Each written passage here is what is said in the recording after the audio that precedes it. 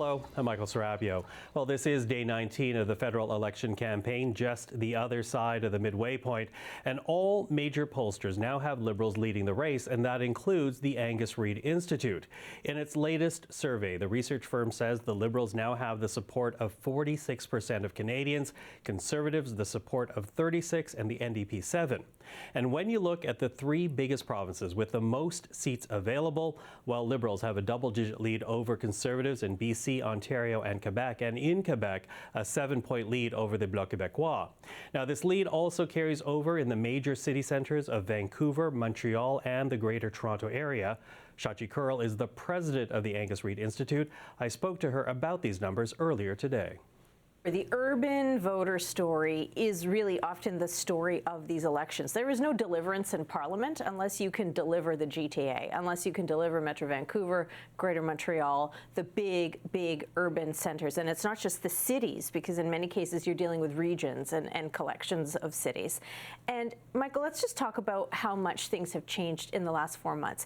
End of December last year, you had the Conservatives leading, in some cases 2-1 or more than 2-1 over the Liberals in those urban areas. And so when you're in that strong of a position, knowing that the Conservatives have often struggled in urban areas, they were really sitting in places where not only were they going to pick up the suburbs, but they had the potential to break through in the downtown cores of some of these cities. It was really quite unprecedented.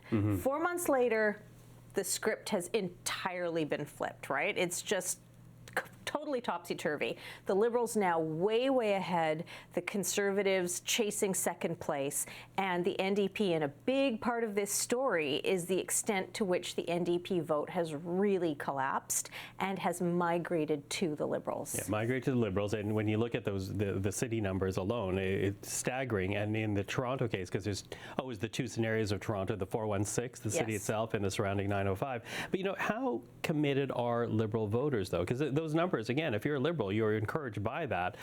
But, you know, we've seen Pierre Poilievre be able to draw thousands of people to his rallies. So clearly there's a commitment to that camp. Can the Liberals say the same? The Conservative base is so motivated, so enthusiastic, and so committed not only to Pierre Poilievre as leader. They really like their leader, but they're also committed to change. To them, the prospect of a fourth Liberal term is anathema, right? Like, they cannot stand this idea. So if it was, I like to joke, if it was legal for them to vote twice, they would do it, right? Like, they would vote as many times as they legally could.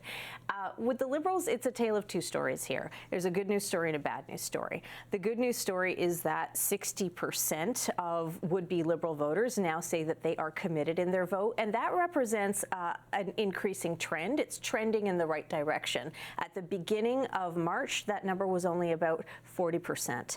Then it moved to 50%. Now it's at 60%. The Liberals are going to be looking to continue to try to convert that vote. The problem, of course, is that means that nearly 2 in 5 of their voters are not fully locked in and committed. And that could go a couple of different ways on the party. They could find that they start to lose some of those voters back. There's an inevitability factor. If people really believe that the Liberals have this locked, they may feel more emboldened to vote their conscience rather than vote strategically. There's a lot of people who just might not show up to vote. You know, we have to figure out what the flaky factor is with some of these uncommitted voters. So those are two of the pieces that now we have to start parsing, not just who's voting for whom, but who's actually going to vote. Yeah, and that becomes, as you say, the Liberal challenge. But, you know, on the flip side, when you look at the Conservative number, 36%, you know, and when you look at the last few weeks, 36, 38, the range in which the Conservatives are hitting right now, in a normal time, would deliver them government. Yeah. But right now, if they are to overtake the Liberals or get into government, they not only have to overtake them, they have to overtake them and then some because of the efficiency of the Liberal vote. Which makes me wonder about favorability. And, you know, let's take a look at the favorability right now, because we obviously, as we look at this graph, you know, Mark Harney is doing very well in terms of favorable numbers. Pierre Poilievre, not so much. So talk to us about the challenge that presents for the Conservative leader if he wants to win this election. It's very challenging within the timelines that Pierre Poilievre has. Pierre Poilievre has basically been Pierre Poilievre for the better part of 18 months, 2 years.